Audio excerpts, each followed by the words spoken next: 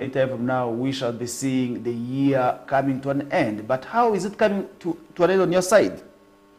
That is what exactly many possibly may be expecting. And now the Christmas season is around the corner, the New Year is as well.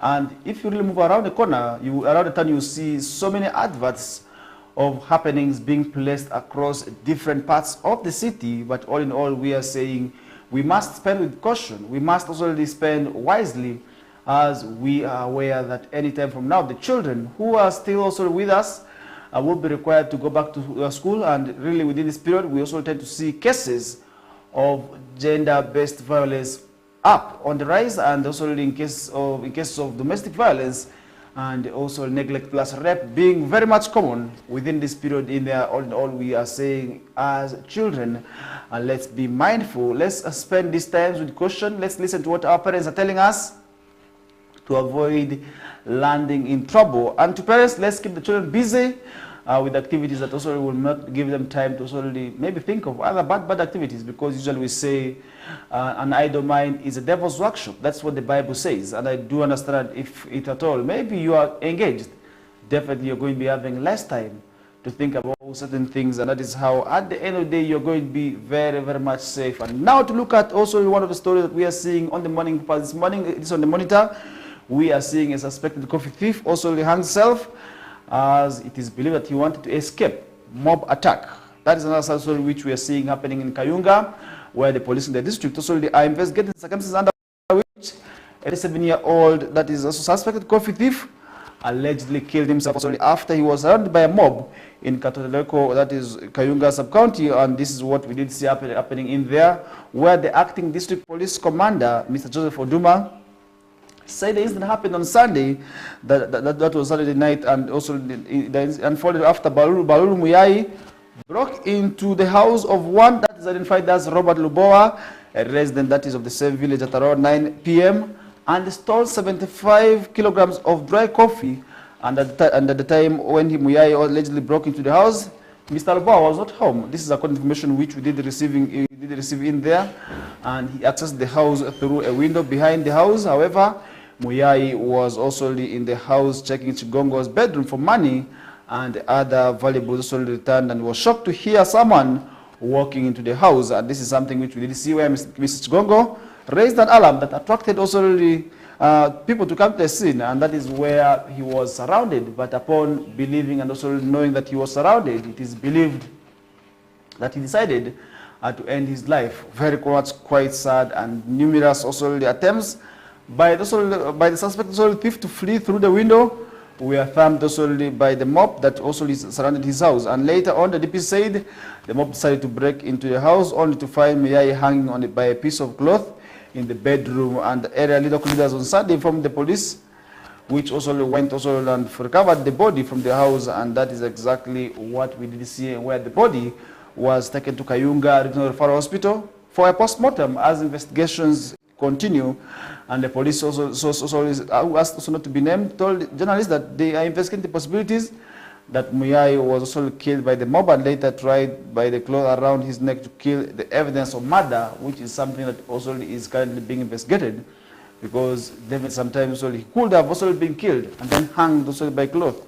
That is another possibility also which is being investigated and must also be investigated thoroughly, because action is really a crime which we must desist from, and we must always discourage it at all times. Because if you look at mob action, then definitely many people have lost their lives. Even innocent ones have as well over the years lost their lives to this behavior. But we are saying mob action should not be also in the community, because people have a right to life.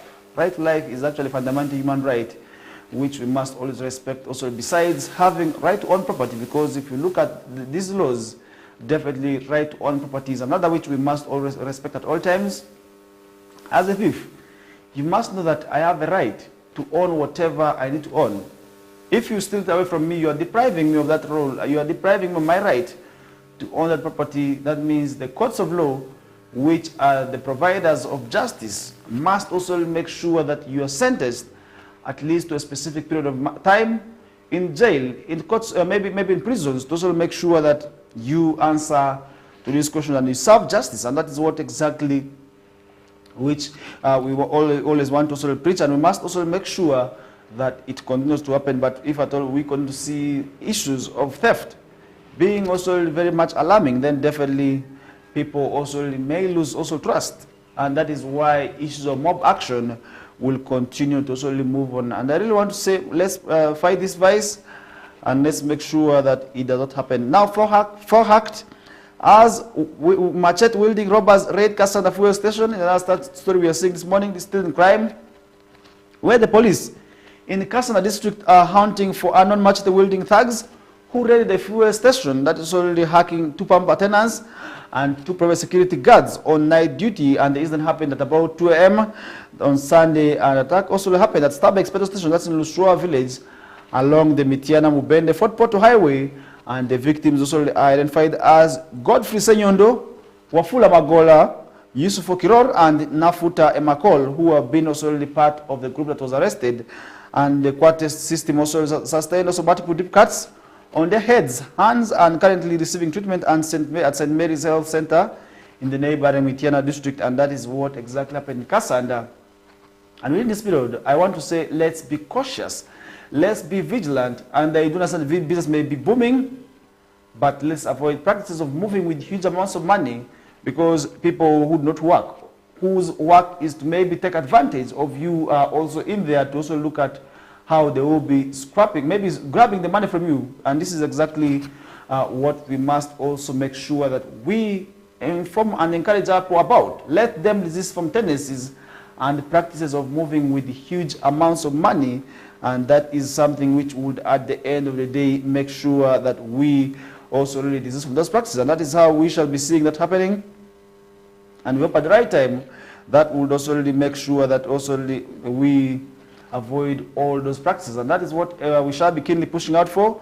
And we hope at the right time we shall be seeing any change into that. And this is something which we must therefore say that as stakeholders, maybe as people who are involved, let's avoid those. And that is exactly what we shall be seeing happening. And we hope at the right time we shall be seeing an improvement in that. Mr. Sam Chirobale, a resident that is of Lushoa village, said the thugs took advantage of the darkness in the area, since also these vandals stole the electricity transmission line. And this is exactly what we are saying. And this is what we must also encourage our people not to also have.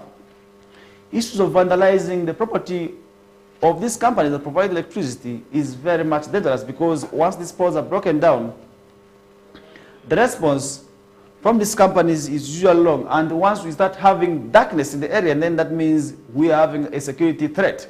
And that is exactly what we shall also be suffering from. It means, as people of the different areas, let's mind of the security around our homes. Let's do some practices that are likely to also really destabilize our peace. For instance, issues of darkness. If we are living in dark environments, then that is how dangerous it is going to be.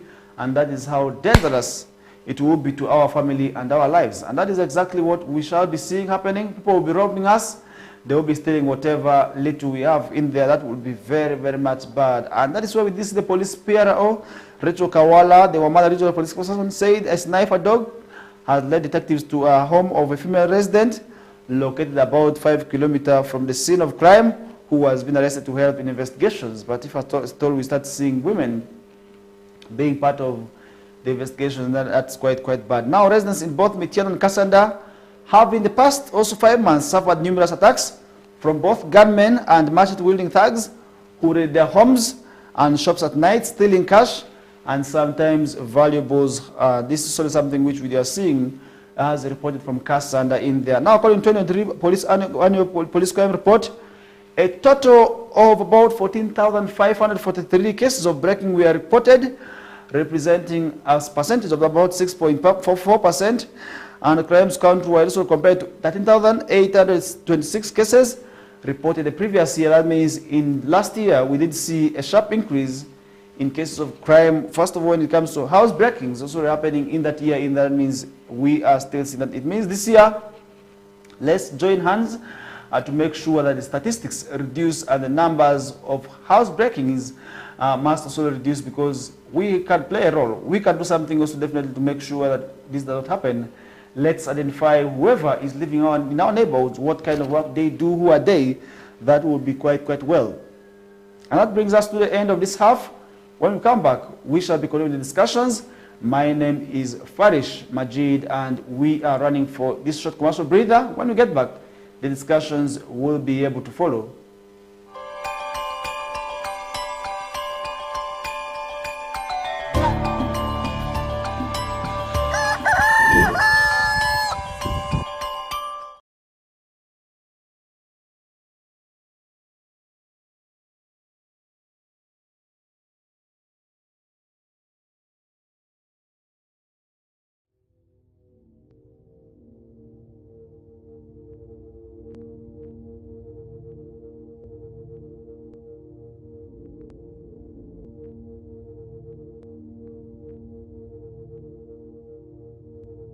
West Nile TV, lighting up the region.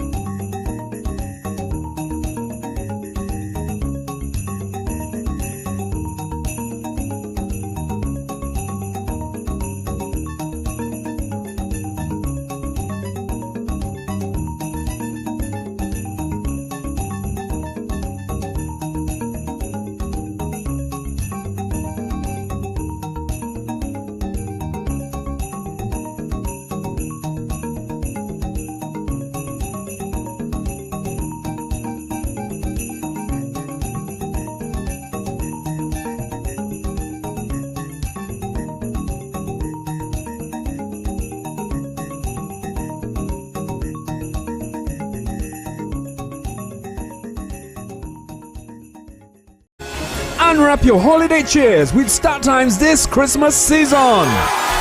Starting the 15th of November, simply pay your monthly subscription for the next bouquet and automatically enjoy content on the next higher bouquet, plus a chance to win exciting prizes. Your gift box contains variety of local entertainment and fresh shows, exciting cartoon and fun kids entertainment, mega superstars, local and international, a memorable trip to Spain to watch a La Liga match. And that's not all. Lots of prizes to be won, including ZTE Nubia smartphones with free 15 GB Airtel data. StarTimes gift that keeps on giving. Merry Christmas. This message is powered by ZTE Nubia. Better for all.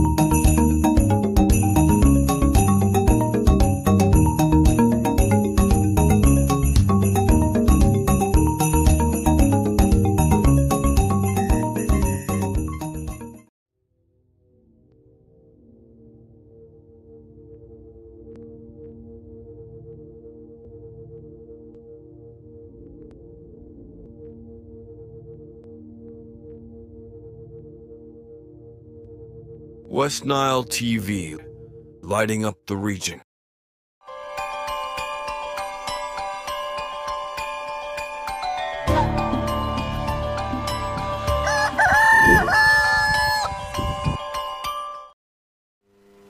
All right, welcome back from the short commercial break. We are back into the second half of the first hour. We are still moving on with discussions that we are seeing on the morning paper this morning. Remember, you as the viewer still can be part of the discussions by simply dropping your comments also on the comment section in there. I will be able to read through and share it with the rest of the viewers on what you think maybe should be done or what is happening also within your areas. Let us know and we shall be able to slowly share it with the rest of the viewers. And that is exactly what also will be happening. And as we get move on, rice farmers are also urging government to regulate importation of rice. And really the question is how maybe is the volume or the quantity of rice that is being produced from Uganda. Let's look at it from that way, because if we say we must also start regulating right now, how maybe huge is our rice production, given the fact that today we are seeing people who used to farm this rice in the wetlands being pushed away today. We are seeing them also being arrested, others being thrown out, where we have seen gardens being destroyed. And that leaves me to only one question: how maybe potentially can the rice produced from Uganda sustain the country's growing population? This is the question we must be asking ourselves this morning, because the farmers may be talking about it in the point of price fluctuations. Many of them also could be talking simply because they feel the market for their rice could be dropping down. But that is exactly what we shall be seeing happening once we've not regulated this. Once we've not regulated this very well, and at the end of the day, it will still be us to suffer the negative consequences of what exactly could be arising as a result of that decision. Now that's where we shall be leaving that entirely in your hands. You as the viewer still can be able to share your thoughts, share your opinions in relation to what you think is happening and what exactly needs to be done. Moving on with the discussions, Kampala Capital Authority and businessman Ephraim Ntaganda have been ordered to jointly pay a fine of about 800 million shillings, that is also for permitting construction on a public access road that is in Mengo Kisenyi, Kampala. Now in a December 12th ruling, Justice Susan Kanyange of the High Court's Land Division held the land in question served as an access road for Magalasi Holdings Limited, and she noted that blocking the road also decided Magalasi Holdings also plans to develop their plot and construct a shopping mall, as it is also hinted also that the movement of vehicles transporting building materials and deterred potential tenants. And this is exactly what we did see happening, where KCA together with the businessman have been fined 800 million Ugandan shillings just for blocking access road. That means you must also make sure that you are not part of the group that may likely be dragged to court, because if somebody knows the law and the person drags you to court, ignorance of the law is usually not defense, as lawyers say. That means you will be required to pay this huge amount of money, and that would at the end of the day be very much bad for you, putting on losses. Just imagine being also slapped with fines at this period of money, and maybe time where the economy is really so hard. That would also at the end of the day be very much challenging for you. But all in all, to avoid all that kind of mess, to avoid all that kind of suffering, let's avoid issues of taking the laws in our hands. Now the court also ordered the KC and Mr. Ntaganda to pay the cost of the suit, holding them also responsible for the land in conflict. And that is exactly what we did see. And breaching the duty, Justice Kanyange noted that the authority breached its duty by allowing Mr. Ntaganda and 6 others to construct and occupy buildings on the access road. And the 6 are Mr. David Mugomba, Ms. Janet Mugomba, and Mr. Jamil Kayemba, and Ms. Rose Kulabako, Mr. Henry Semgona, and Francis Kakumba, who are part of those who are being also really slapped also in there. Now the judge also noted that the land can no longer be converted into access road, as it is now fully occupied by numerous buildings. And the judgment comes 18 years after Mugalasi's Holding Limited petitioned the court, seeking among others a permanent injunction restraining Mr. Ntaganda, Casey, and all those who built on the access road from carrying out any further developments on the land. And this is exactly what we're seeing. Remember, the courts of law sometimes may take long years. Now this one has taken 18 years, where finally we are seeing justice being served, that is the disgruntled party. But really, how do we see all this happening? And this goes back to authority to make sure that this does not happen again in the future. Access roads are always meant to be there. And remember, it is also a criminal to build on access roads, just like this person. You may be the next person being slapped with all the charges. Now, although the judge did not impose damages and costs on Mr. Mugomba, that's Mrs. Mugomba, Mr. Kayemba, and Mrs. Kulaba, Mr. Samugona, Ms. Mugomba, and Mr. Kakumba, she criticized them for continuing to develop the land and transferring ownership despite being aware of the court case and an existing also injunction that Mr. Ntaganda had in his defense, claimed that the land in question had never been declared on access road, and at the time of its disposal, he was enjoying quiet possession of it. And that is what he wanted to use as his defense, but it was not enough according to judges, where he was slapped. Together with KCA, this amount of money amounting to 800 million Ugandan shillings simply for constructing on an access road, which also really jeopardized one's also activities. And that is where at the end of the day we want to say, let's avoid those practices. Let's desist from those practices that also really may at the end of the day be very, very much bad for us in there. As we get move on, remember, that is exactly what we shall be seeing happening. And at the right time, we shall also be avoiding all that. That is how we shall be seeing that happening. And that's where we shall be leaving that discussion aside. And as we get move on, so many issues going to happen. And remember, over the weekend, we had a number of activities.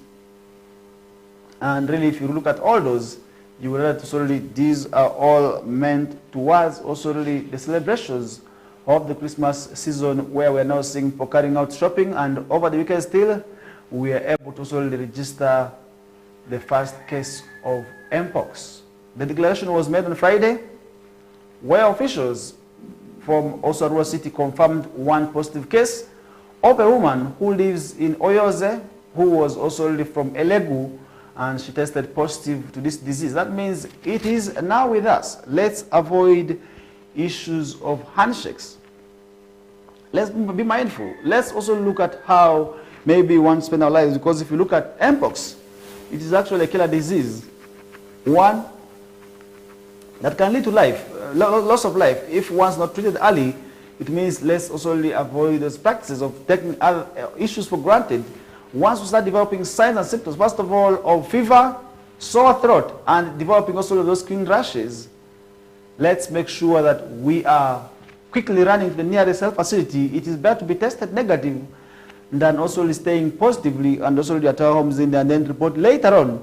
That will be too late. It will be very much bad for you and your family. Remember, Mpox can still lead to blindness if at all it does not kill you, and that would also be very much bad for you. So it means let's avoid issues of taking maybe sickness for granted. And on Friday, we had an initiative of sitting down together with health officials from Arua City, where they were able to tell us these cases of Mpox, which is already with us. That means we must therefore listen to what the health experts are saying to avoid landing in trouble. And that's exactly what we are seeing happening. We hope at the right time, people will be desisting from practices of not wanting to take care of themselves. It is quite simple to avoid Mpox. Let's avoid sharing clothes. Let's avoid sharing sponges. Let's avoid things that are really everything that also really is for body contact.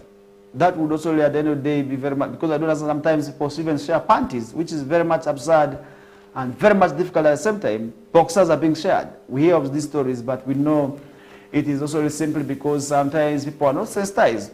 With Mpox, all of you are going to be carrying this disease, and just like Mpox, we also have other skin diseases like skin rashes, which are still with us. I remember recently we had a disease, I don't know how it's called in English, but locally people are calling it motherfucker in many districts, in many places within Western sub-region. Many people are having this disease. But really, I don't know what really, maybe because this is, but I do understand that issues of sharing, first of all, clothes, and then maybe sleeping together sometimes is the main cause of these diseases. First of all, they're like skin diseases. So to all in all, to avoid all those diseases and sicknesses within our community, let's make sure that we are not part of the group. that shares clothes. Secondly, let's learn to visit health facilities once we develop signs and symptoms of such diseases, and that is how, at the end of the day, we shall be seeing ourselves being safe. To be safe is our mandate as stakeholders. It's everyone's right, and that is why we say, at the end of the day, let's learn to also really take care of ourselves, and that is what exactly which we shall be seeing happening in our society, and that will be very, very much good for us as we get to move on. And that is one thing which I want to remind you, Openbox is still with us. In Arua City already we have confirmed a case. In Western Sub-Region, the first case was registered in Ajuan district, and there we also really see another district in Western Sub-Region registering. Now we have seen Arua City joining the list of those districts that are also really said to be having this disease. So 42 deaths have already been reported. That's related to Mpox, according to officials that we did also hear from. That means let's learn to take care of ourselves. Let's learn to be vigilant. Let's learn to be cautious. That is how, at the end of the day, we are going to be very, very much safe as stakeholders, as people of the sub-region, and that would be very much well for us. And that is where we shall be leaving discussion aside with. And also on Friday, we had a security briefing by also the security leaders, led by the RCC, and also the police spokesperson, and this is exactly to make sure that you also celebrate the festive season very much well. And as also the message to them is that let's learn to be cautious. Within this period, there are threats of bombings.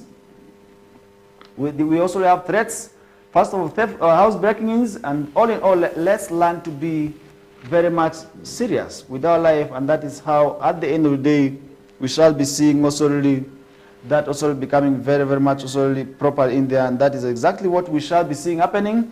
And we hope at the right time also really they will be undertaking also really certain issues in there, and that is what we are keenly following up on. And we hope at the right time also really that would be possible for us to solely make sure that we attain our maybe peace, and we also make sure that we celebrate this day very, very much well in there, and that is where we shall be seeing it happening. And really, I want to say, as we are heading towards the festive season, thieves are already stealing, goats are being disappeared, said to be disappearing, chicken is disappearing, and recently we had a thief who was caught stealing duck in my area. Really, just imagine, duck. And this is how the thieves have reached. Very much sad and very much difficult. So it means this is how, at the end of the day, we shall be seeing some people losing their lives. He was badly beaten by community members simply for stealing duck. And is the duck worth your life? Really, sometimes you wonder. You ask yourself these questions. We still ask ourselves these questions. Why will somebody place his or life in danger simply for a duck? It is very much bad, and that is how, at the end of the day, we shall be seeing troubles. And we say, if you also want to be part of the troubles, then continue landing yourself in trouble. And then continue going for those petty crimes. And that is how, at the end of the day, you will be beaten just like a chicken thief. You will be killed like a chicken thief. And if you steal duck, then I don't know how maybe embarrassing it will be to your family and to your society. And we are saying, let's avoid issues of theft. Let's work hard. There are still jobs also within our society which may, at the end of the day, bring for us that money, which also we would wish to celebrate the first season with. I have now seen people also resuming bricklaying. This goes to the young people. And I really want to say, for those who have been saying there are no jobs, the bricklaying season is back. Let's embrace it. Let's get money from it. And let's also take advantage of it by making sure that at the right time, we also really get the opportunity of, first of all, living peacefully. And that is what we shall be seeing happening at the end of the day in there. And as we get move on, my humble prayer, my humble prayer would be that let's be very, very much cautious. Let's be very, very much mindful of what exactly is happening. And that is where we shall be seeing it happening. And remember, the poor also asked also really on issues of insecurity ahead of the New Year. Meaning it's not only remaining with the Christmas. And another warning that was issued in relation to New Year is the issues of display of fireworks. It is only going to be limited to 5 minutes. And it is also going to be undertaken by hotels that have sought the minimum also conditions for them to display this. That means not every Tom, Dick, and Harry will be allowed to also make sure that they buy these materials and display them at their hotels. That means hotel owners have to work together with the relevant security agencies and make sure that they are going to be also purchasing this material that is not going to be dangerous. And the display will only last for 5 minutes, from midnight up to 5 minutes after midnight. Then that means it will be expected to stop.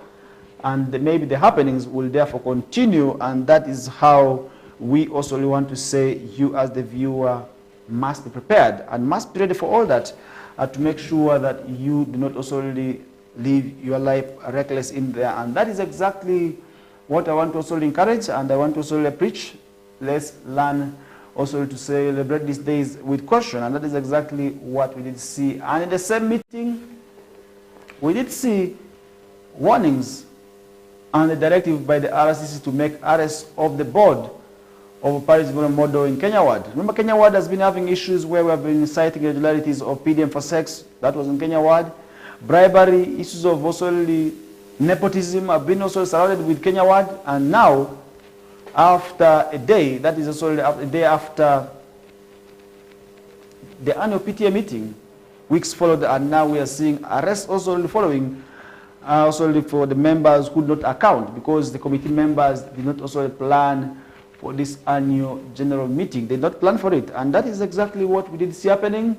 And we shall be following up on this discussion to see whether and when they will be produced before courts of law to also stand trial for their cases, which they are being tried for. Remember, Paris Development Model, a government program which is meant for poverty eradication, has been having challenges, first of all, of mindset.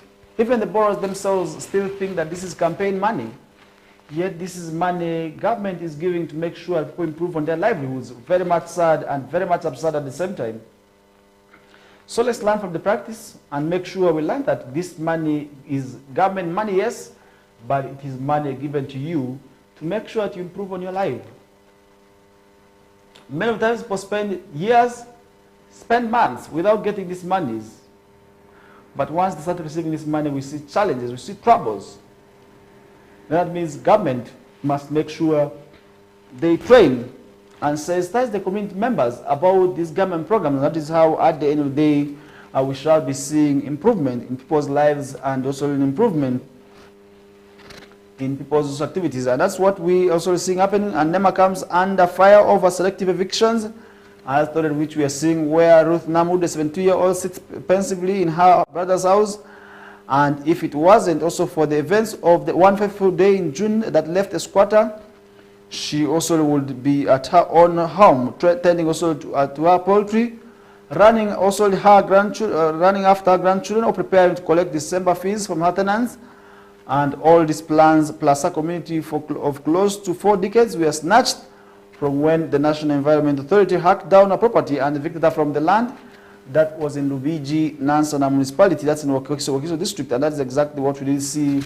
And across the road from where Ms. Namudu and more than 100 others were evicted stands now the head offices of Starbucks International, painting a clear picture of what activists say is selective application of the law by NEMA. And NEMA, for quite a long period of time, has been responding to this issue. But really, how do we see selective also really evictions happening in this country? That means that that's going to be leaving many people also with questions. Who owns the petrol station?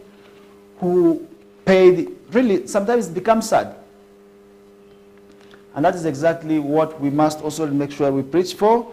And we must make sure that these activities do not happen in the communities where we reside in. And that is how, at the end of the day, we shall be seeing all those improvements happening, and at the right time, we shall be seeing that happening. Leaving that discussion aside, Supreme Court decisions has set dangerous precedent. As we're seeing on the morning papers, where a Supreme Court decision is already said to have set a precedent for future cases, and is already making a reference where lawyers will be quoting also in there, and this is one thing also which we are seeing in the letters, and it's an opinion of a person, where the legal fraternity is still reeling also with shock at the recent Supreme Court decision, to the effect that also it has no jurisdiction over appeals from soldiers tried and convicted by military courts. And remember, this is also coming and following up the continuous trial of civilians in military courts. With the recent being, that is retired Colonel Kizza Besigye, a strong opposition politician in Uganda, together with his friend, that is Haj Obed Kamulegeya, who are picked from Nairobi and are currently being tried at the General Court Martial sitting in Machindi. And this has left many people with questions, and many people also have been asking why this would be happening in the broad daylight, because they feel this is a manipulation of the rights of these two individuals who do not deserve to be tried at the military court because they're not military men. Though Mr. Kizza Besigye is a retired military man, but he is not, and he deserves to be tried that is in the civilian courts. And that is one thing which we are seeing happening, and many people have not been happy about this issue happening in the country. But how do we continuously see this happening, and what maybe is that setting as an example for people in this country to also maybe advocate for? And that is exactly what we are seeing happening, and we hope at the right time this also will be stopping with it in there. And that is one thing which we are hoping, and we hope at the right time that would also be able to also advocate some of these issues also we can also see in there. Legal discussion aside, 4 seriously injured in attack at Starbucks, that's in Kasanda. I was earlier on talking to you about a story. That means issues of security still remain a key concern. Kasanda is just a few meters from Itiana, and this is exactly where we are seeing this happening. But that means issues of these attacks on petrol station also is still happening, and that means we shall be able to sort of follow up on these discussions, and that we hope at the right time people will be learning a lesson or two for them to sort of make sure that this does not happen. Now, Uganda Communications Commission has issued new SIM card replacement guidelines. This goes to whoever is also planning and intending to go for the replacement of their SIM cards. Uganda Communications Commission, the body that is mandated to regulate also communications, has come out to make sure that also it issues a new guideline for those intending to replace their SIM cards. Because many of the times today people have been having challenges. Once the SIM card is replaced, maybe it's lost. They look for ways of replacing. But now Uganda Communications Commission has come out that this will be undertaken also at the main, also our gazetted also service points. That means not every center is going to be replacing these lines. It will only be for those that are also mandated to do so in there. And that means for those main shops, for instance, also these head offices, they will be the ones also taking this. Then for those who not also have the national IDs, they will be required to also have a form from NIRA that must also be signed, and that is what exactly they will be using. And together with also the police letter and the police reference already signed as it has always been. And that means if you are intending to replace your SIM card, you must also make sure that you have all those requirements, which at the end of the day will make it possible for you to replace your SIM card in there. And that is exactly what we are seeing happening. And at the right time, I will be also breaking down on some of those issues. For now, we are going to be taking a short commercial break. In case you are just joining us right now, you are most welcome aboard. We are yet running for this short commercial break. When we get back, the discussions will be able to follow. My name is Faresh Majid. Stay tuned.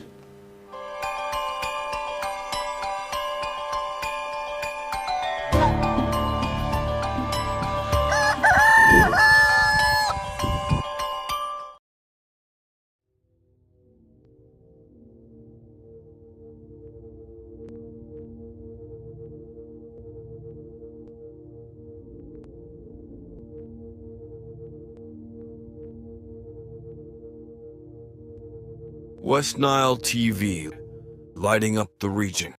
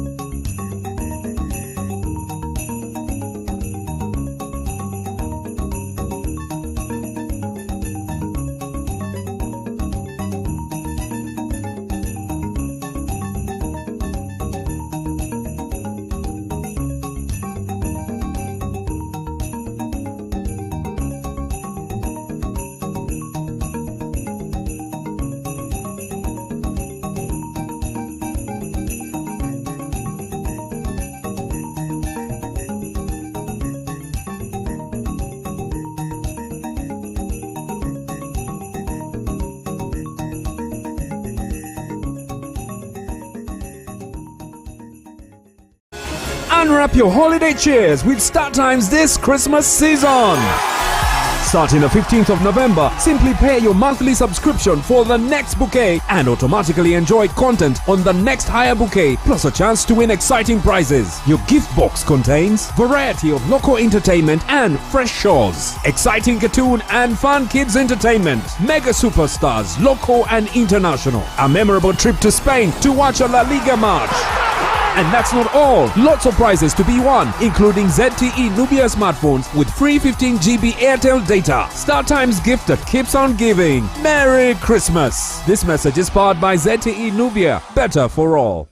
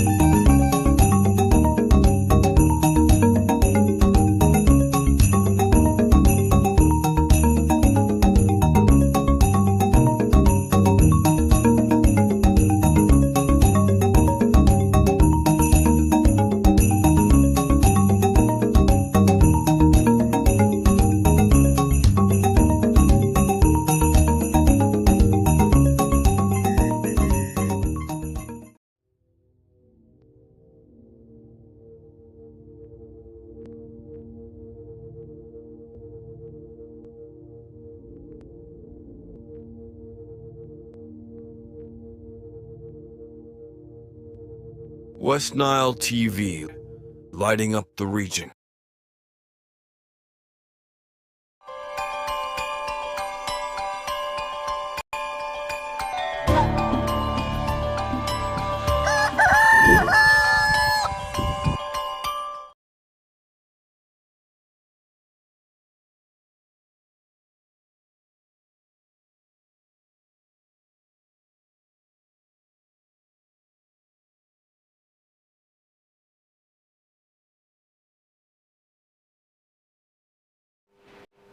All right, welcome back from that short commercial break. We are back to continue with the discussions, and earlier on we were talking about issues of Uganda Communications Commission issuing new guidelines.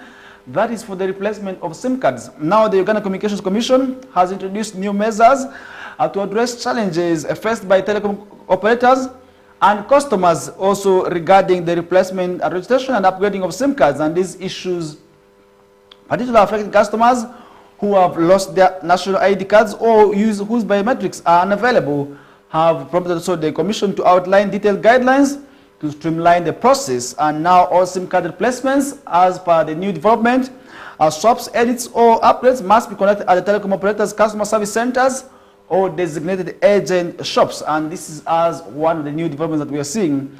And applicants must therefore physically also really visit the service center or agent shop for verification, and the SIM card also will only be issued in the name of the individuals whose name also the name was originally registered. That means if I buy a SIM card for you, there's no way you will be required to come and also maybe replace it. It will only be the person who originally bought the SIM card, and this has always been the case. And now for customers whose national ID due to loss, or one also has reported the SIM card also lost to the nearest police station and must obtain a confirmation letter from the Uganda Police Force. And this is what exactly is being also advocated for. Now present the police letter to the National Identification and the Registration Authority, that's NIRA, to receive a confirmation letter. A NIRA letter must be addressed directly to the telecommunication operator to facilitate the registration, and that is exactly what we are also being able to be able. Now for customers with national IDs, asylum seekers or refugee cards that indicate the absence of biometrics, these must also present the original identification documents at the telecommunication operator's service center, and if the fingerprints have become unreadable Due to the fading, the Ugandan nationals must obtain a validation letter from NIRA, while asylum seekers and refugees must obtain one from Office of the Prime Minister. The validation also letter must confirm the customer details and state that they are also inclusion in the National Register or RPM database. Now EC will therefore verify the letter's authenticity and authorize the telecommunication operator to register the SIM card, and that is what we shall be seeing happening. Now EC emphasizes that these measures aim to enhance that accountability and ensure secure SIM card registration. Now the Commission is committed to working with telecommunication operators, NIRA and other stakeholders to address these challenges while protecting customer rights and data integrity. This is exactly what we are seeing happening as per the new developments already coming out.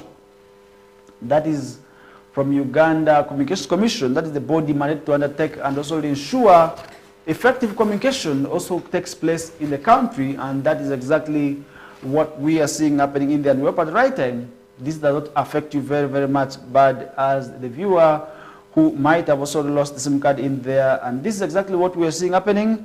And still looking at some of the stories, we are seeing UNEB examiners protest low pay. Another story was we are seeing. Remember, these are part of the group also that deserves also to have a lot of money. Now a total of 56 teachers who had come to mark the Uganda National Examination Board paper for senior 4 examination papers abandoned their duties and returned home in protest over the meager pay UNEB offers for marking, and that is exactly what we are seeing very much sadly. If you look at 56 teachers, the number is quite huge. That is a challenge, and we shall be seeing a delayed response when it comes to issues of also undertaking markings in there. And that's where the teachers say the method they are also expected to use for marking papers under the new curriculum also papers is far demanding, yet UNEB pays them only $950 per script, which they claim is too little. And now James Patrick Mbolina and his colleague Sam Alelu, 2 of the teachers who we also managed to speak to, say they were called also to mark senior for cancer paper 1 scripts, but they were also not informed of the payment rate, and that is where that's where it became a challenge. And after all the preparations for marking the exercise, they were also told that we will receive 950 shillings per paper, but they also believe they deserve at least 1,500 for such a heavy workload, which also made them also to return home and lay down their tools. And now they said that their attempts to also negotiate with UNEB failed, and they therefore decided to leave instead of struggling for low pay. And the teachers also added that this is not for the first time they have worked under such conditions, and they have reported also asked UNEB to increase the pay, but in vain, which they feel is a waste of time. Now, however, when it became clear that their pleas will not be answered, they simply walked away, and they revealed that although some of their colleagues remained behind, they were equally dissatisfied but chose to continue marking, and that is what we did see happening. And now the teachers who left were marking at Namgongo Secondary School and Vocational Center. However, when contacted, UNEB spokesman Jennifer Kalule confirmed that the 56 teachers had indeed abandoned marking of the exercise, and that is where she explained that UNEB tried to explain to them, but the teachers refused to go back to mark, and that is what exactly is happening. Now UNEB reassured the public that the teachers remaining enough to complete marking the exam scripts, since they had initially invited a large number of examiners. And at this moment, we are seeing no other action can be taken except awaiting UNEB, the UNEB governing body's decision to ensure all activities are not also decided during the critical marking period. And that is exactly what we are seeing coming out from UNEB as far as the papers and marking of the senior 4s is concerned. And that is what we are still following up on. And in case of any development from that side, we shall be coming back to also let you know of those developments. President 7 launched Industrial Hub for skills to skill youths in Sebei. A very good and interesting also strategy in there, and this is exactly what we are seeing happening. And remember, today's skilling is what we continuously advocate for. At Narua City, recently we did see the youths of this city advocating for their own skilling center, and this is also where it is said that the ones in Zombo and Adjumani district are not enough to make sure that whoever is in this city also gets the opportunity to also make sure that they benefit in the skilling initiative of the government. Now, President Museveni launched the Sebei Zonal Industrial Residential Hub in Kwen District, and this marked also the final day activity of his 3-day wealth creation and development model performance assessment tour of the Sebei sub-region. Now, Sebei Zonal Residential Industrial Hub is one of the 19 constructed across the country, with the aim of equipping up to 12,000 youths every year under the presidential initiative on skilling the youth to usher them into the money economy. And this is exactly what we did see happening here. Remember today, this is joining the list of the 19, where we are having also great beneficiaries in Greater Masaka, Greater also Limbarara, and Kayunga, Chenjojo, Kasese, Ntoroko, Ajumani, Gulu, Lira, Mbale, Kabale, and not forgetting Zombo and other districts. This is also what we are seeing happening in the country, and the hub is part of government's initiative aimed at empowering unprivileged youths with hands-on skills and to improve their livelihood and contribute therefore to also Uganda's economic growth. And this is exactly what we are keenly pushing out for. And each learner was also awarded with also Uganda Vocational Qualifications Level 1 certificate and Directorate of Industrial Training. This is where if you complete this, you are awarded a certificate. Now the D8 certificate is equivalent to Uganda Certificate of Education level and internationally recognized as well. Now the hub offers vocational trainings in a wide range of practical skills and trades, so including weldings and metal and fabrications, baking and confectionery, shoemaking, tailoring, and as well as garment design, carpentry, joinery, hairdressing, and cosmetology, bricklaying, and construction, among others. Now, during the launch, President Museveni also emphasized the importance of equipping youths with skills that would enable them to also create their own wealth and contribute meaningfully to society, and that means it is also a quite commendable activity for the government to skill the youths. And commend the graduates and their parents. The President highlighted the need to decentralize savings and cooperative organizations, for instance, circles, for better accountability and also the improvement on the people's lives. Now that's what we did see happening, and we hope at the right time people will be able to sort of improve on their lives in there. Now, Justice Yeko, the commercial officer for Kapchora District, lauded the hub's impact on the community, emphasizing its role in empowering youth and driving local development. Now the youths are today being trained. That is where we expect them now to sort of apply this kind of skills that I've got. We don't want to see a youth who is trained to be loitering in the training centers, simply doing nothing, and that is where it will become very, very much bad, and that is where we now expect them now to sort of go back and practice these skills. For instance, those who have graduated in tailoring, we expect you now to look for small monies and buy the sewing machines. For those who are in mechanics, we expect you, first of all, start as an apprentice. Maybe if you cannot also start your own garage, you can start as an apprentice in somebody's garage, where through this apprenticeship, you will be able to sort of improve on your skills. And at the end of the day, it will be you still to sort of get money for yourself. And that is exactly what we must advocate for. And we hope at the right time, it will be very, very much good for us to sort of make sure that we improve on our livelihoods. And that is where we shall be also looking at leaving that discussion aside with. And we hope at the right time, this also will be able to sort of improve on people's lives. Now, Uganda Post Congress, Chigezi leaders cite population gaps ahead of 2006 elections. This is what we are seeing on the morning this morning, where the UPC Chigezi leaders are citing population gaps ahead of that period. Now, as the period to the 2006 general elections also approach, Uganda Post Congress leaders in the Chigezi sub-region have voiced frustrations over inadequate mobilization efforts by the party's top leadership. And now, during a meeting with party president, that's Jimmy Akena, delegates highlighted the lack of support during the 2021 elections, which left many candidates struggling to campaign effectively. Now, Obed Abasa, the APC chairperson for Obana district, expressed disappointment, noting that the absence of mobilization from the party's leadership forced some candidates to also run as independents, and that is exactly what we see. Now, the delegates underscored the importance of unity and the reconciliation to strengthen the party, and Abasa urged efforts to bring back members who are defected and also emphasized dialogue as a means to rebuild cohesion with the party. And now other regional leaders, including Caleb Kabagambe, the UPC chairman for Kabale district, and Mr. Emmanuel Kampa, the youth chairman for Kanungu, highlight the party's untapped potential in the region.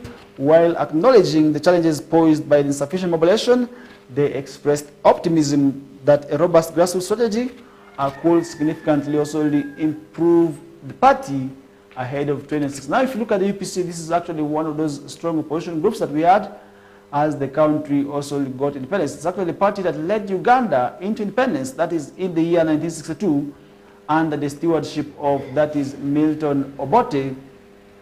And that is what we are seeing happening.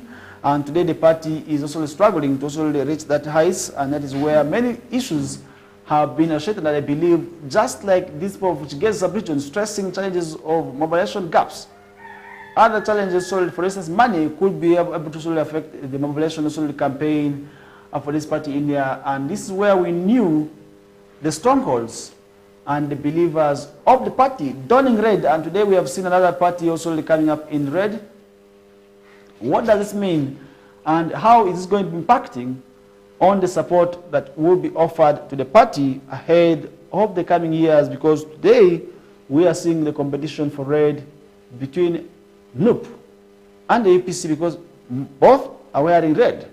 And where will this also maybe leave the party at? These are questions that we must also be able to assess ourselves as we are heading closer to the 2026 general election. Now, 4 years injured, that's something we did see happening. And we're at the right time.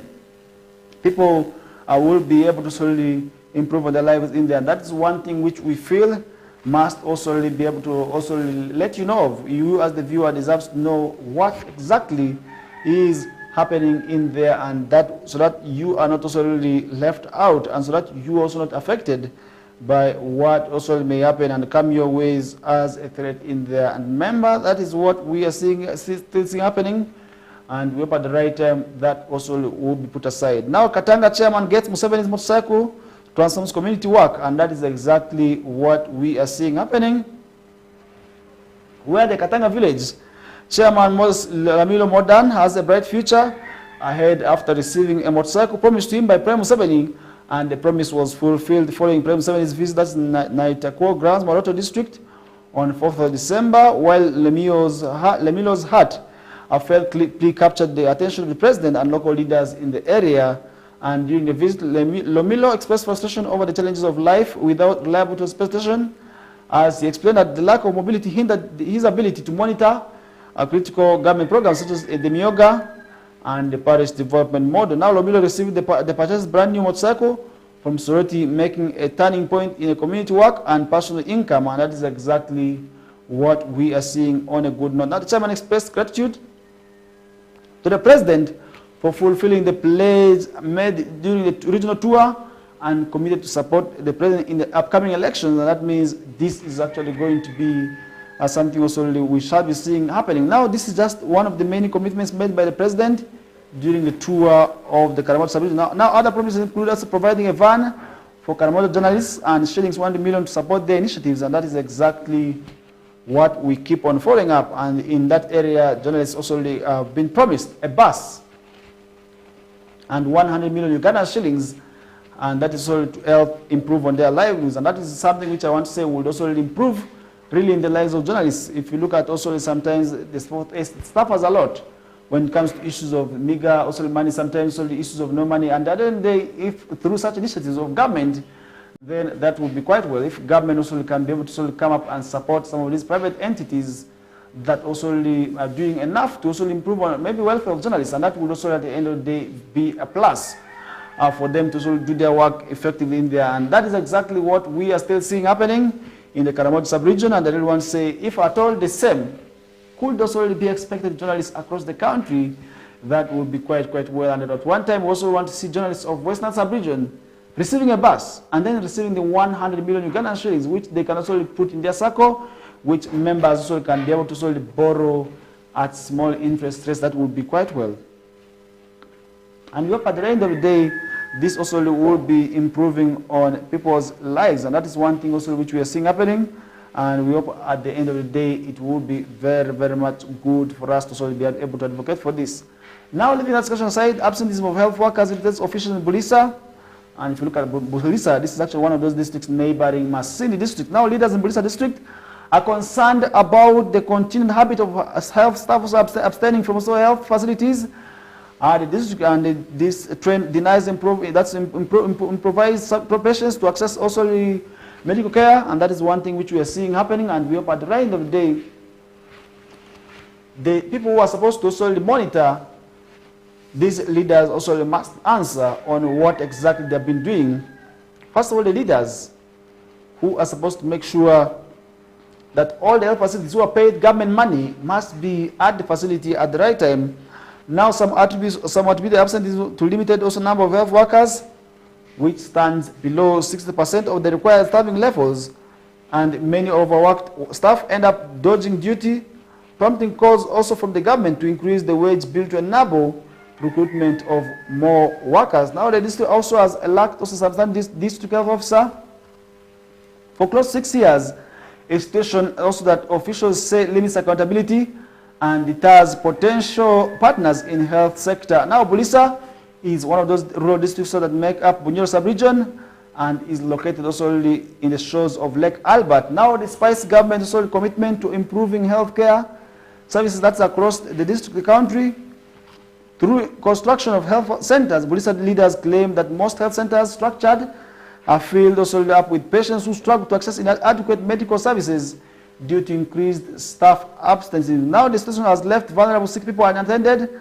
and this also is having a challenge on many of them who cannot also be able to afford private clinics. And Fred Lukumu, the Bulisa district chairman, questioned why government does not also prioritize the remote, hard-to-reach districts like Bulisa, and that is why it becomes a challenge. Now, Atuaire also emphasized that absenteeism also of substantive DHO has as well hindered service delivery. Now, while residents in urban areas can turn to private clinics with government also when government facilities fail, the number of private clinics in Bulisa is low. Now, poverty among residents further also complicates the situation, as many are unable to also afford private health care to travel to Masindi or to Hoima for better medical services in government facilities. Another factor also which is limiting and also depriving the people of medical care, and that is exactly what we are seeing happening.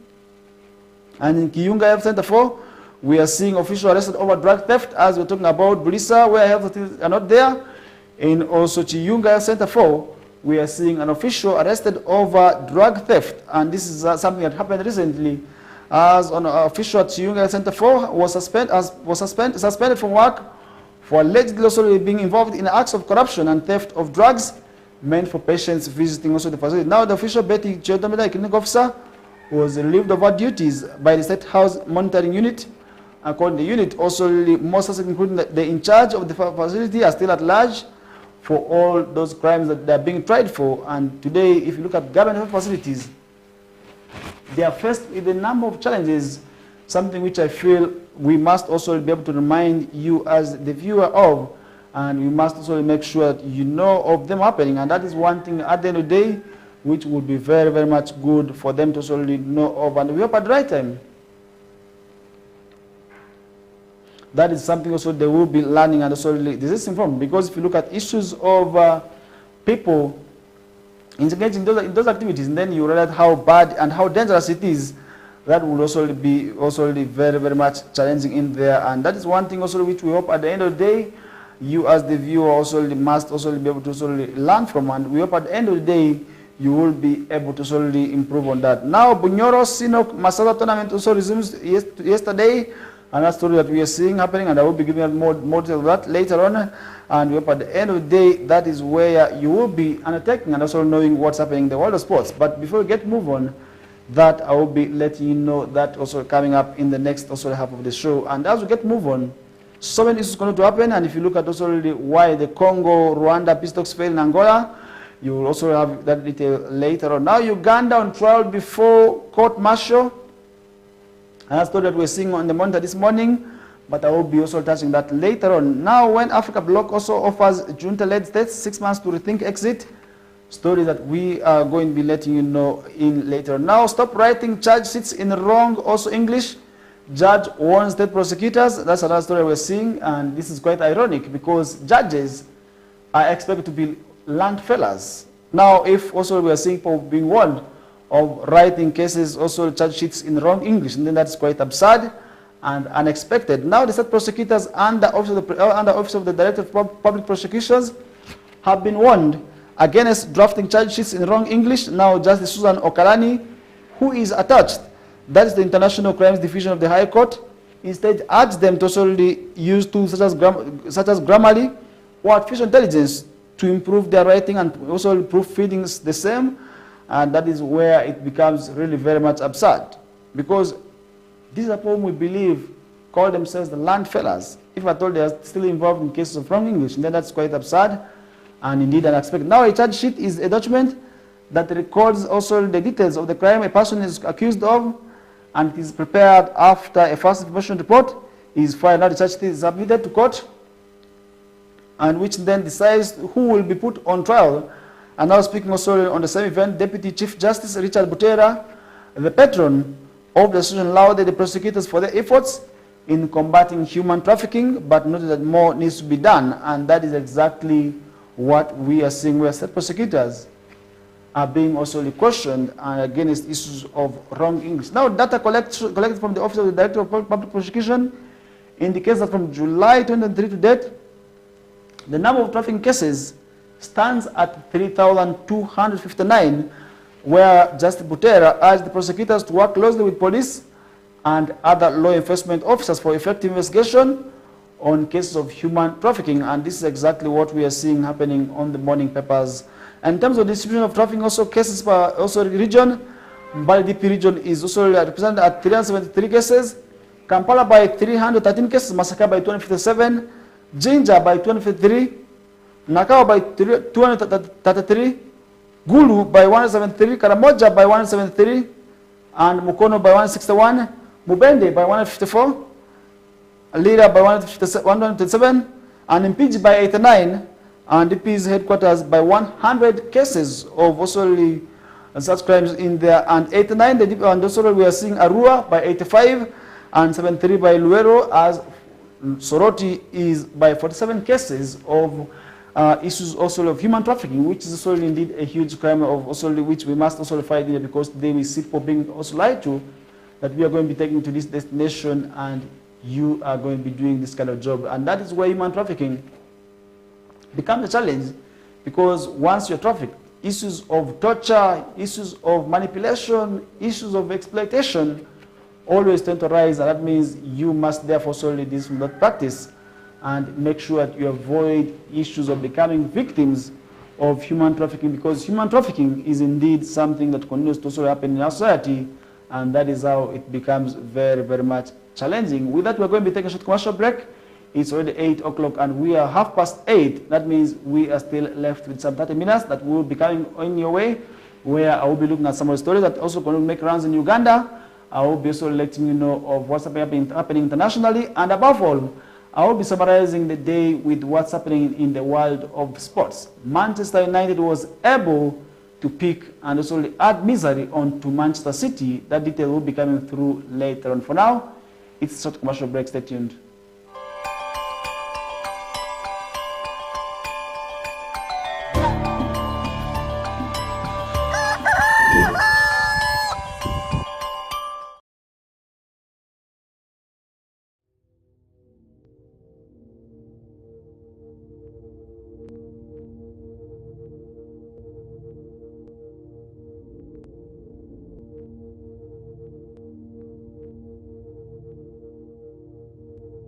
West Nile TV, lighting up the region.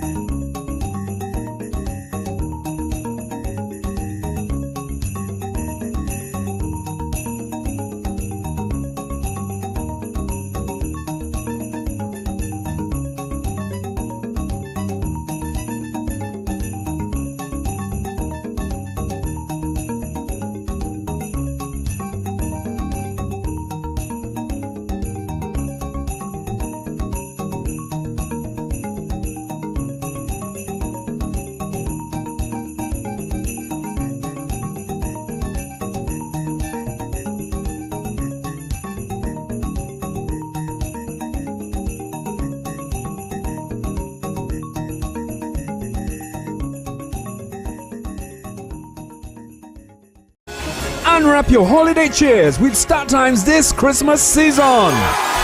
Starting the 15th of November, simply pay your monthly subscription for the next bouquet and automatically enjoy content on the next higher bouquet, plus a chance to win exciting prizes. Your gift box contains variety of local entertainment and fresh shows, exciting cartoon and fun kids entertainment, mega superstars, local and international, a memorable trip to Spain to watch a La Liga match.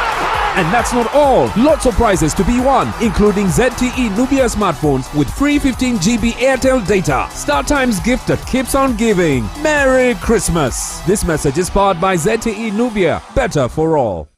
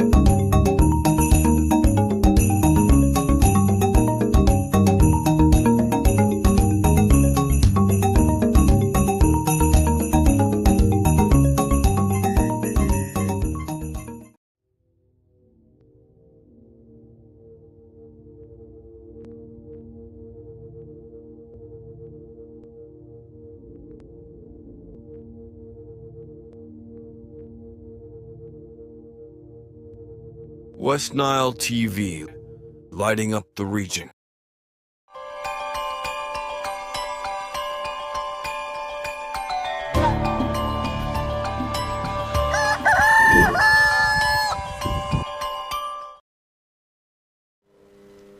All right, welcome back as we get to move on with the show. Hundreds of mourners gathered at Bujabi village in Luengo district on Saturday to pay their last respects. That was to Haji Ali Nganda, the 98-year-old father to Kiramu Municipality member of Parliament, that is Ibrahim Semujunganda, who passed on.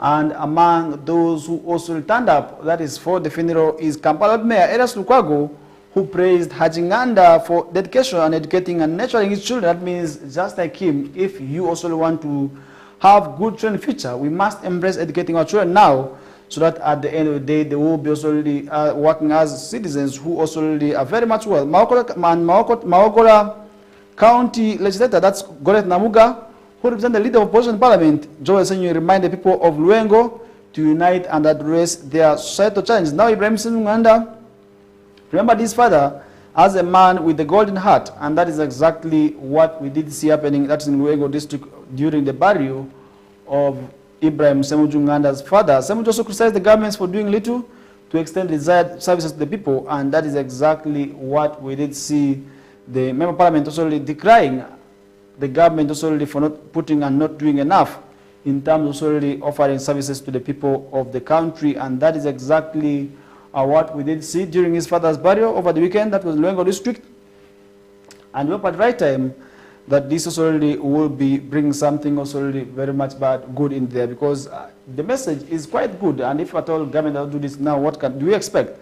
It means we must also really make sure that we advocate for those issues, and that is where we shall be leaving that aside. And at the end of the day, we also did see FDC's strongman Nabiso Frank also dying at the age of 84. Remember, he has been part of the Elders Council, and former Kagwana County Member of Parliament, that's Dr. Frank Nabiso, died also, according to information we receive coming out from his family. And Dr. Nabiso died on that's in the morning of over the weekend, that at Mkono Hospital, where he had been admitted for treatment, and he was at the age of 84 years. And really, this is only another man that definitely, if you know Forum for Democratic Change's journey, then definitely you must be knowing who Nabiso is. Now, recently, the last time I saw him was also during the scuffle that was between the Najana, Nkumbi, and Katanga faction, where he also makes it also very much also vivid for those people to also come out and also talk about this.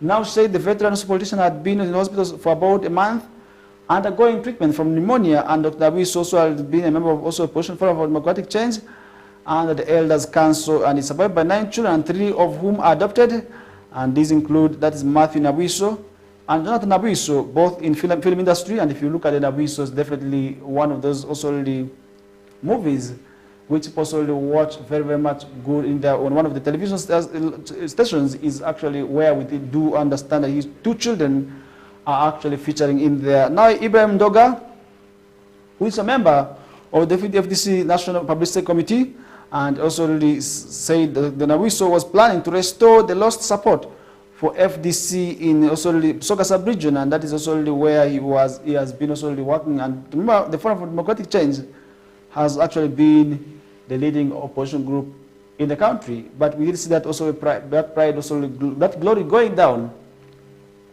And Nabuiso attained a grade 3 certificate, that's at the National Teachers College in Chambogo, before proceeding to Makerere University and obtaining a bachelor's degree in arts in history and political science in 1967. And in 1968, he acquired a scholarship, that is to pursue a master's degree in African Development Studies at the University of Sussex, that's in the United Kingdom. And it was during this stay in Sussex that he met also contemporaries like former presidents of South Africa, that's and Botswana, that is Thabo Mbeki and Mr. Masisi, respectively, and the former vice president of Kenya, Mr. George also Saitoti. And in 1976, he achieved a doctorate, that's in adult education and rural development, from the University of Wisconsin, that's in the United States still, making him also the first Ugandan grade 3 teacher to attain it. And if you look at his employment journey, you trace way back in 1962, where Dr. Nabuiso joined Radio Uganda as Lusoga news anchor, after serving also teaching at Kaliro Junior Secondary School and Bishop Wills Teachers also Training College, that's in Iganga. And in 1969, he was appointed a resident tutor, that is at the Center for Continuing Education, Makerere University, Busoga, and also East Africa member Mango sub-region, replacing the late Apollo Nsibambi. Now, between 1969 and 1970, Dr. Nabuiso also taught the senior army officer at Gaddafi Barracks Development Studies, and he was also a part of that. Now, in 1976, he was appointed the Regional International Officer at the International Planned Parenthood Federation, Nairobi, Kenya, for a period of 5 years, after which he joined Intra-Health International, a program for international training for health, which was being also implemented by the University of North Carolina in the United States. Now in 1984, he joined National Resistance Movement and became also the Secretary for External Wing. And in 1985, he was secretary also the Secretary of the Peace Talks in Nairobi, between also the Uganda government led by President Tito Okello Lutwa and the NRA led by Kaguta Museveni. Now in 1987, he was appointed Executive Director of Uganda Export Promotion Council for a period of 5 years, after which he became the second director, that's AIDS Information Center, for a period of about 3 years. Now in 1989, he started preparing for elective politics, which saw him elected, that is in 2006, and in 2007 he was elected by the United States-based National Democratic Institute to monitor the presidential election, that's in Sierra Leone. And in 2008 he was appointed Secretary of the Inter-Party Cooperation, which emerged including Uganda Post Congress, Democratic Party, Justice Forum, and also FDC and Conservative Party. Meanwhile, in 2013, he was also elected as acting Vice Chancellor of Busoga University, and is currently volunteering as on research on Cultural Research Center in Jinja under the Catholic Diocese. That means he has a rich history and a rich CV in there. That means he has been a person who has already served the country at all ranks in there, both at national and at the international level. That means education must have also taken him distance, and also this journey. That means for you who's watching me right now, wondering whether you also really must continue with education, and definitely I will say yes, you must continue embracing education, because usually we say education is the way to go, and that means you must therefore also make sure that you are not left out when it comes to issues of education, and at the end of the day you will be the one to also really improve on your livelihoods and your family. That means you must also really make sure that you definitely also really become one of the group also that will be at the end of the day improving on your life in there. And that is what we are going to be seeing happening.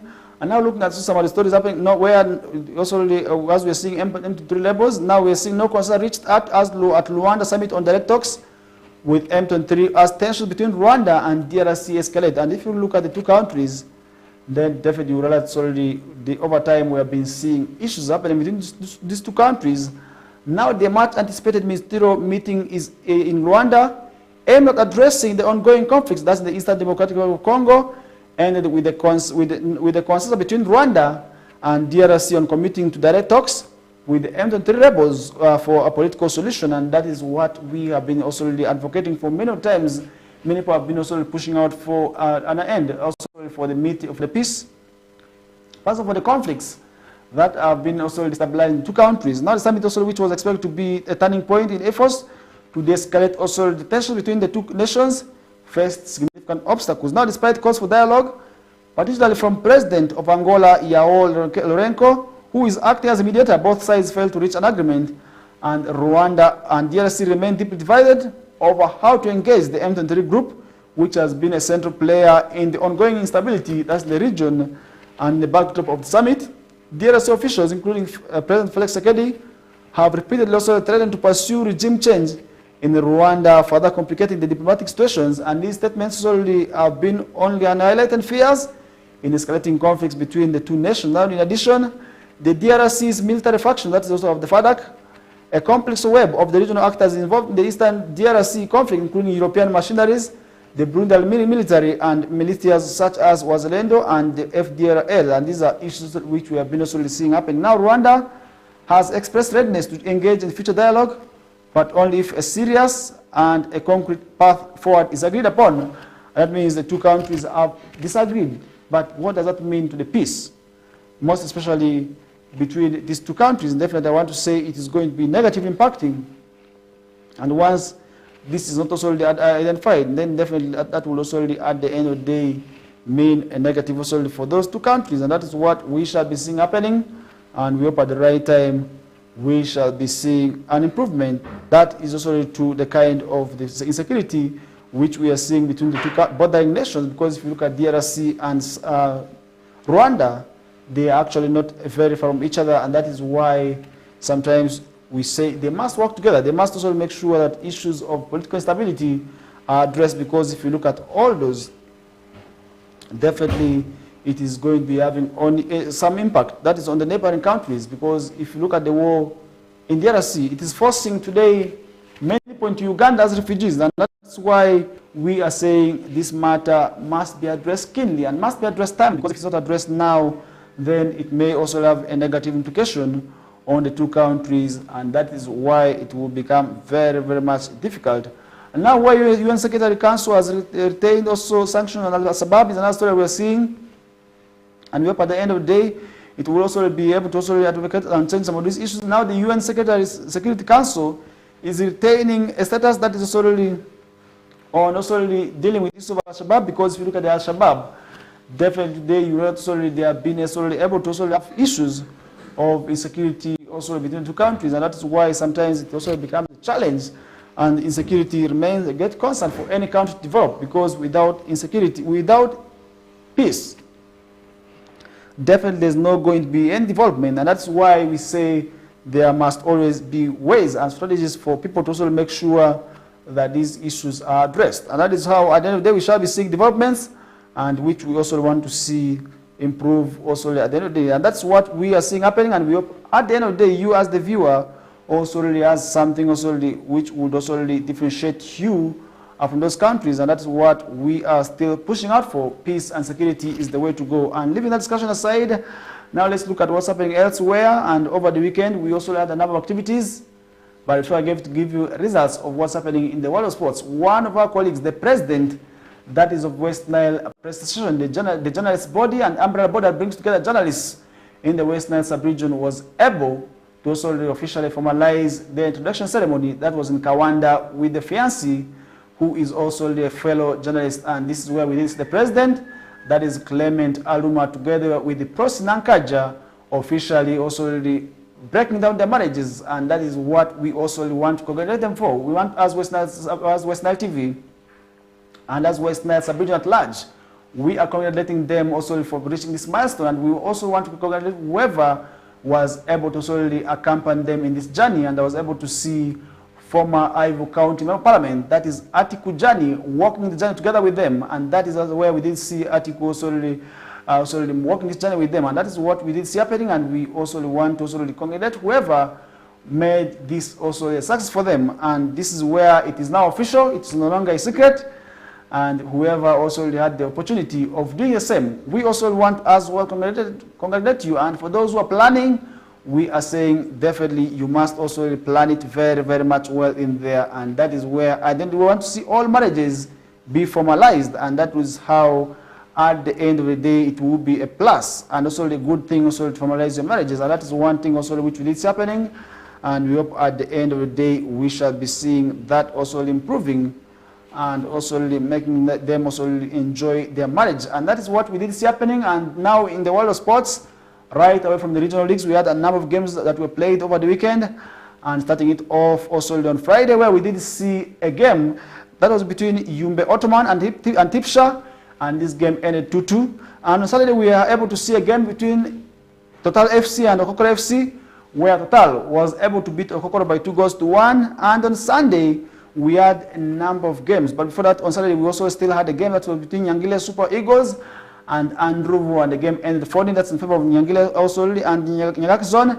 Alpha Rising Stars were able to beat Ofisone by 3-0, as Paida United was able to beat Parombo, and the game between Paida also Rising Star and Paida United, and Parombo Rising Missions also ended 0-0, and Alpha Airfield and Arua Airfield was able to also beat Okolo Centro by 4-3, and Nile Zone were able to see Araka losing to Kochi Urban by 3-0, and the Jumantan Council had a 1-1 draw with Odamachaku, and Arua City was able to fall, that's Madokolo's side, that is Nile Hippos by 2-1, as Pakwach Youngsters was able to lose to Padea Rising Stars at home by 1-0, and Kuruva Rainbows also had a 1-1 draw with Nebi Centro, and that is how we see the regional leagues also moving on. And if you look at also the 4 big league, we also had a game. We had also games moving on, as I was able to see on the Praga Football Club returning back to massive win also in their beating Karo Karunje solely by 5 goals in there, and that is what we did see happening. And if you look at some of the results of the 4 big league, and before I get to move on, maybe if I can briefly give you some of the results that we did see happening over the weekend as well. Definitely you realize also it was quite busy and interesting weekend also for the clubs and the different teams also for them to also win their games, and definitely you will realize also a number of games also we have played. And if you look at the results of some of the games that we have played yesterday, we were able to see Buhimba and Blacks Power playing to a goalless draw, and Tungasazi was able to solely beat Arua Hill by 3-2.